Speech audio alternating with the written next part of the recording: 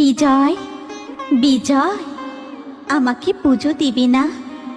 আমাকে দর্শন করতে আসবি না? এবার তুই আমার মন্দিরে এসে আমার দর্শন ঠিক পাবি। বিজয়, বিজয়, ওঠ বাবা, আমাকে পুজো দিয়ে যা। কেশবপুর নামে এক গ্রামে সুজয় আর বিজয় দুই ভাই ছিল। তাদের বাবা মা মারা যাবার পর থেকে বিজয় তার দাদা বৌদির কাছেই থাকতো। দুই ভাই জমিতে চাষের কাজ করত, তার সাথে বিজয় তার পড়াশোনাও চালিয়ে যেত। একদিন সকালে, কি রে বিজয়, হলো তোর? তাড়াতাড়ি চল, আজ জমিতে অনেক কাজ আছে। হ্যাঁ দাদা, আমি একদম তৈরি, চলো। ঠিক তখনই সুজাতা রান্নাঘর থেকে বেরিয়ে আসে আর বলে, এই নাও ধরো, এতে দুজনের মতো খাবার বেঁধে দেওয়া আছে, সময় মতো খেয়ে নিও। সুজয় সুজাতার হাত থেকে খাবার নিয়ে জমির দিকে চলে যায়।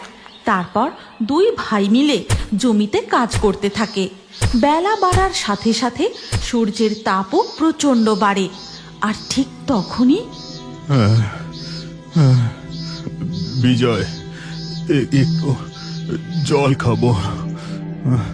দাদা, দাদা, কি হলো তোমার? তুমি এরকম করছো কেন? বুকের বাঁ দিকটা কেমন যেন ব্যথা করছে। এই কথা বলতে বলতেই সুজয় জ্ঞান হারিয়ে মাটিতে পড়ে যায়। গ্রামের আরো কিছু চাষি মিলে তাকে তুলে বাড়িতে নিয়ে আসে। তারপর ডাক্তারকে খবর দেওয়া হয়। যা বুঝলাম, এনার হাতে একটা সমস্যা দেখা দিয়েছে, আর তারই ফলে বিছানায় শয্যাশায়ী। ইনি কবে পুরোপুরি সুস্থ হবেন তা সঠিকভাবে বলা যাচ্ছে না। এ আপনি কি বলছেন ডাক্তার বাবু? হায় হায় হায়, এ আমার কি সর্বনাশ হলো! এই প্রেসক্রিপশনে যা ওষুধ লেখা আছে তা নিয়মিত খাওয়াবেন, বাকি সবই উপরওয়ালার হাতে। এখন আমি চলি। এই কথা বলে ডাক্তারবাবু সেখান থেকে চলে যান। ওগো, এ তোমার কি হলো? তুমি ওঠো, কথা বলো। হে ভগবান, এখন আমার কি হবে? এই সংসারটা আমি কি করে চালাবো? তুমি কোনো চিন্তা করো না বৌদি, আমি দাদার সেবা শুশ্রূষা করে দাদাকে ঠিক সুস্থ করে তুলবো। আর দাদা যতদিন না সুস্থ হয়, এই সংসারের সব দায়িত্ব আমার। আমি সারা দিন রাত জমিতে কাজ করব, দাদার ওষুধের জোগাড় করব। তুমি কোনো চিন্তা করো না বৌদি। এরপর থেকে বিজয় সারা দিন কঠোর পরিশ্রম করে, সংসারের সব দায়িত্ব পালন করে, সাথে দাদারও নানা রকম সেবা করতে থাকে। কিন্তু তার দাদার সুস্থ হওয়ার কোনো লক্ষণই দেখা যায় না। একদিন জমি থেকে ফেরার সময় পাড়ার চায়ের দোকানে বিজয় শুনতে পায়, কি বলছিস কিরে রতন? নৈহাটির বড় মা এত জাগ্রত? হ্যাঁ রে, শুনেছি মন থেকে কেউ মাকে ডাকলে তার মনস্কামনা ঠিক পূরণ করে। বড় মা কাউকে খালি হাতে ফেরায় না। জয় বড় মার জয়, জয় বড় মার জয়। মাগো, মা তুমি সবাইকে এইভাবেই রক্ষা করো। চায়ের দোকানে এই সব কথা শুনে বিজয়ের মনে যেন এক আশার আলো জেগে ওঠে।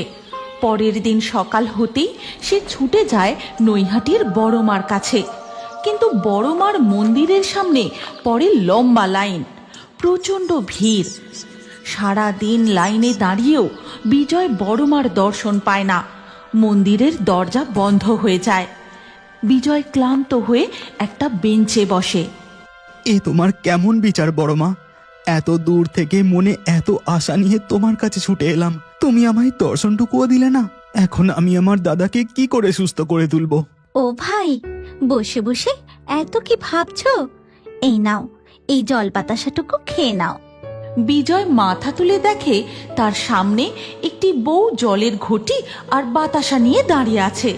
বিজয় কিছু জিজ্ঞাসা না করেই জলের ঘটিটা নিয়ে ঢক ঢক করে জল খেতে থাকে, কারণ সে সত্যিই খুব ক্লান্ত ছিল। তোমায় অনেক অনেক ধন্যবাদ দিদি, আমার সত্যিই খুব জল পিপাসা পেয়েছিল। আচ্ছা, বুঝলাম। এখন বলো তো, এমন মন উদাস করে এখানে বসে আছো কেন?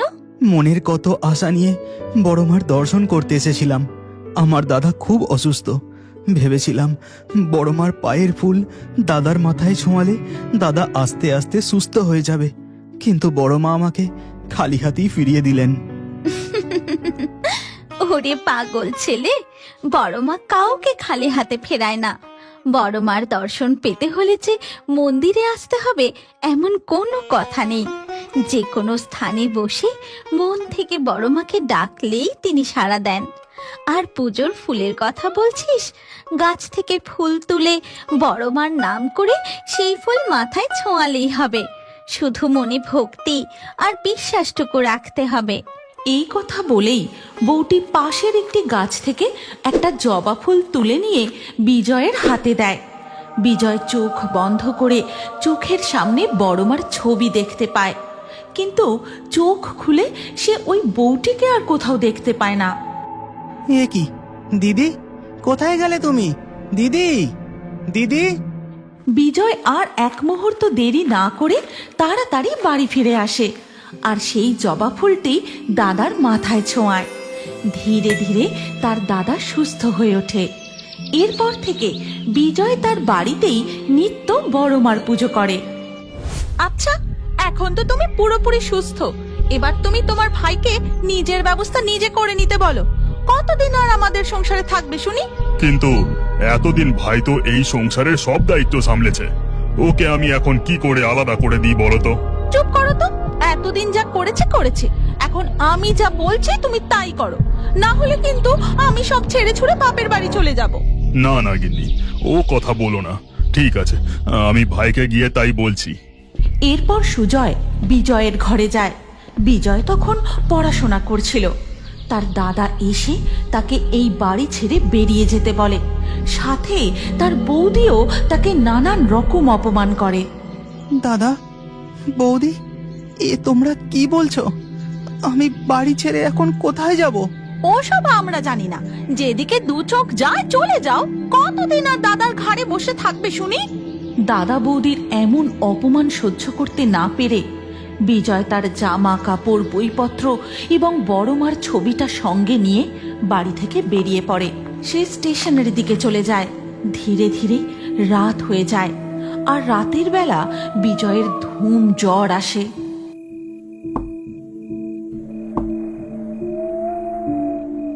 বিজয়, বিজয়, কষ্ট হচ্ছে বাবা? তুই শান্তিতে ঘুমো বাবা, আমি তোর মাথায় হাত বুলিয়ে দিচ্ছি। তোকে যে এখনো অনেক পরিশ্রম করতে হবে, চিন্তা করিস না। তুই শুধু কর্ম করে যা, কর্মের ফল তুই ঠিক পাবি। বিজয় অর্ধচেতন অবস্থায় সেই সব কথা শুনতে থাকে। এরপর সকালবেলা যখন তার ঘুম ভাঙে, সে দেখে তার জ্বর কমে গেছে। সে উঠে দেখে তার মাথার পাশে একটা জবা ফুল রয়েছে। তখন তার মনে পড়ে যায় কাল রাতের ঘটনা। জয়, জয় বড় মার জয়। আমি বুঝেছি মা, কাল রাতে তুমি স্বয়ং আমার কাছে এসেছিলে। আমার আর কোনো চিন্তা নেই। যার মাথায় স্বয়ং বড় মার হাত আছে, তার আর কিসের চিন্তা? এরপর বিজয় ট্রেন ধরে কলকাতায় চলে যায় আর সেখানে একটা কোম্পানিতে ইন্টারভিউ দিয়ে চাকরিও পেয়ে যায়। কলকাতায় এসে একটা বাড়িতে ভাড়া থাকে। এইভাবেই দিনও কাটতে থাকে। একদিন রাতে বিজয় স্বপ্ন দেখে। বিজয়, বিজয়, আমাকে পুজো দিবি না? আমাকে দর্শন করতে আসবি না? এবার তুই আমার মন্দিরে এসে আমার দর্শন ঠিক পাবি। বিজয়, বিজয়, ওঠ বাবা, আমাকে পুজো দিয়ে যা। ঠিক তখনই বিজয়ের ঘুম ভেঙে যায় আর পরের দিন সকাল হতেই সে দৌড়ে যায় নৈহাটির বড়মার কাছে। ফুল নেবে গো? ফুল, জবা ফুলের মালা মাত্র 20 টাকা, ফুল নিয়ে যাও। ও বাবু, মায়ের পুজো দিতে যাচ্ছেন, একটা ফুলের মালা নিয়ে যান না। এই কথা শুনে বিজয় দাঁড়িয়ে পড়ে আর বলে, তা জবা ফুলের মালা কত করে? বেশি না, মাত্র 20 টাকা। কিন্তু আমার কাছে তো খুচরো টাকা নেই। ঠিক আছে, আপনি জবা ফুলের মালা নিয়ে আগে পুজো দিয়ে আসুন, পয়সা না হয় আমায় পরেই দেবেন। বিজয় একটা ফুলের মালা নিয়ে ভক্তি ভরে মায়ের পুজো দেয়। আজ বিজয়ের দর্শন সার্থক। মন্দির থেকে বেরিয়ে এসে বিজয় যায় সেই ফুল বিক্রেতা মেয়েটির কাছে। আচ্ছা, তোমার নাম কি? তুমি কোথায় থাকো? আমার নাম জবা।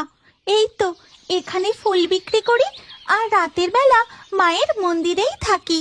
এটাই আমার ঠিকানা। সে কি, তোমার বাড়িতে কেউ নেই?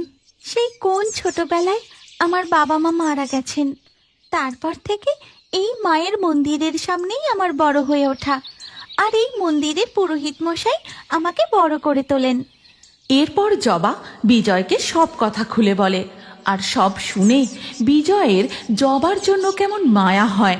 তারপর বিজয় তার ভাড়া বাড়িতে ফিরে আসে। এরপর থেকে সে যখনই বড় মায়ের কাছে পুজো দিতে যায়, সে জবার কাছ থেকেই ফুল কেনে। এইভাবে তাদের মধ্যে এক গভীর বন্ধুত্ব হয়ে যায়। একদিন বিজয়, আচ্ছা জবা, তুমি আমাকে বিয়ে করবে? তোমারও কেউ নেই, আর বলতে পারো আমিও একা। আমরা দুজন মিলে একটা সংসার শুরু করতে পারি না? এই প্রস্তাবে জবাও সম্মতি জানায়। আর পুরোহিত মশাইয়ের উপস্থিতিতে এক শুভ মুহূর্তে তাদের বিবাহ সম্পন্ন হয়। এরপর থেকে তারা খুব সুখে শান্তিতে সংসার করে। এই সবই হচ্ছে বড় মার লীলা। মনে ভক্তি আর বিশ্বাস নিয়ে মাকে ডাকলে মা কখনো মুখ ফিরিয়ে নেন না। এই গল্পের পরবর্তী পর্ব যদি তোমরা দেখতে চাও, তাহলে কমেন্টে নেক্সট পার্ট অবশ্যই লেখো। আর আমাদের ফেয়ারি টুনস বাংলা ফেসবুক পেজটি এক্ষুনি ফলো করে নাও। এই গল্পটি ভালো লাগলে লাইক দিয়ে শেয়ার করে দাও।